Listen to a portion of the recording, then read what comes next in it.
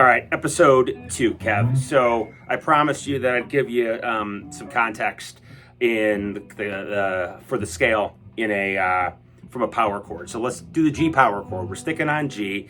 So here is again we're at the 3rd fret, low E. That's G, and we'll do our normal power chord, which is on the 5th and the 4th strings.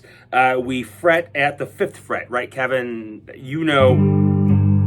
So that is a power chord. So this, again, that note, 3rd fret, low E. That's the key, that's the G. That's the key. That's the 1. The important part is, and remember this, that 5th fret on the 5th string, right? That first one down from the 1, that in a power chord, doesn't matter where you are playing the power chord. That's always the 5. Remember that, Kevin. This is always the 5. So the 1 and the 5 are basically like diagonal from each other, 2 frets down the fretboard. So if you play this like creep,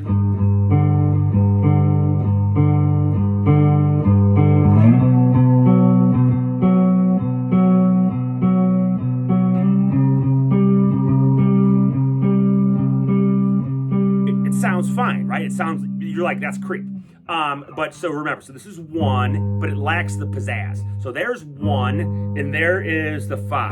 So remember that, 1, 5. Now, you'll also know, those who play guitar, that if you play, this is also a G. And in that context, this is, again, the 1. The open string right here, that's the 5. So you have the 5 there, but critically, this is where the 3 comes in. Here is the 3. It's that little step up. So it would be the 2nd fret on the 5th, the 5th string, the first string down from the low E. That's the 3. Now you hear something familiar, right?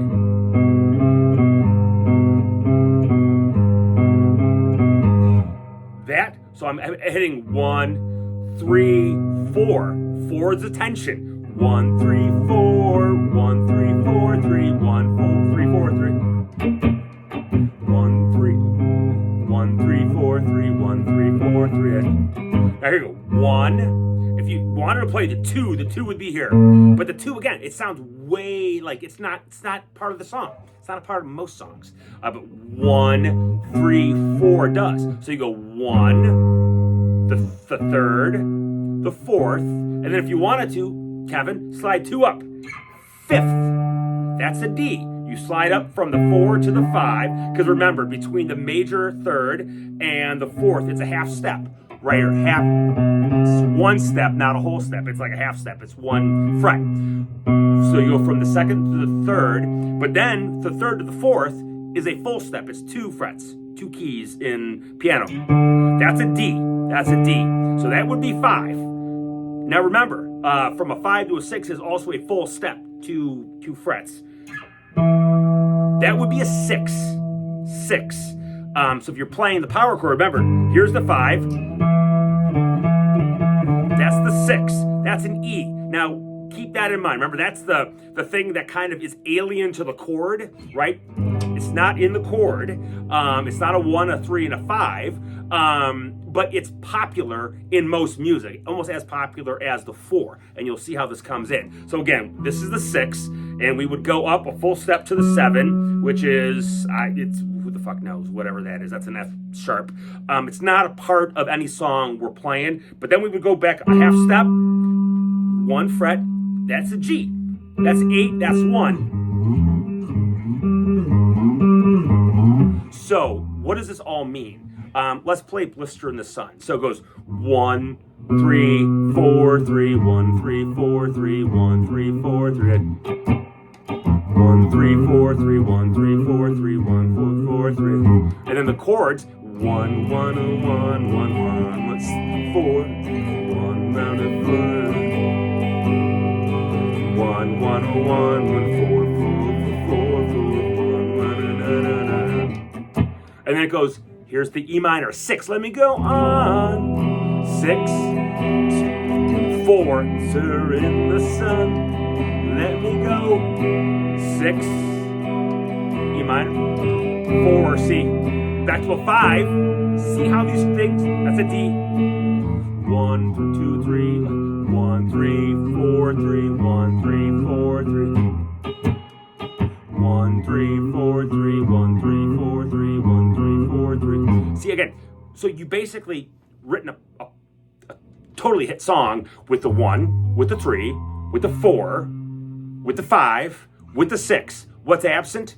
That second and that 7th. They don't show up a lot. But if you're thinking about it, always remember, start with your key, and then you know, if you wanted to think of it in the power chord context, again, this is your 5. You can slide down 2 steps to the 4 and then a half step to the 3, right? Always think your power chord. So if you're in a 5 here, you could slide down to a 4, 2 frets. You slide 1 step down to the major 3rd. Or if you're on the 5 in a G, you slide up 2 frets to the 6th. And if you wanted to go to the 7th, who the fuck would want to go to the 7th? That's 2 more frets. And then if you're like, well, I got to get back home because this note sucks, you just slide up 1, and you're back at the G. You're back at your 1. So I talk about the 4 being tense. And let me give you an example of that. So Lonely All Night's a great example of that.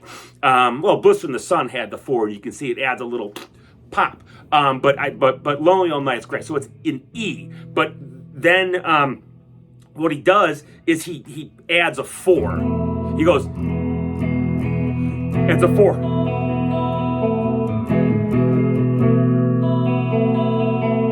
You hear that tension. If he didn't put that 4 down and go, that doesn't sound nearly as tense and spooky as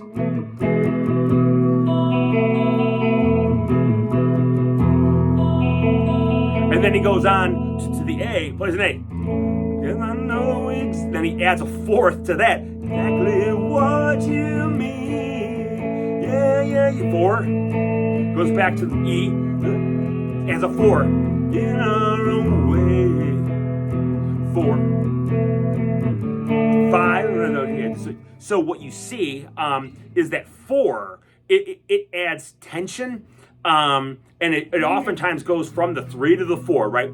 Oftentimes you're going from the 3 to the 4, and that's where the tension comes in. So remember, if we're in a G, first fret, first string low E, 3rd fret, go 2 frets up, 2 steps up, which is a whole step, to the 5th fret.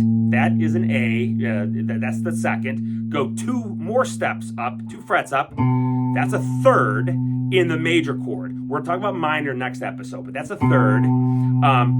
Half step up, 4. Half step up from 3 in the major scale to the 4. From the 4, 2 steps, which is the whole step, to the 5. 2 steps up from the 5 to the 6. 2 steps up from the 6 to the 7.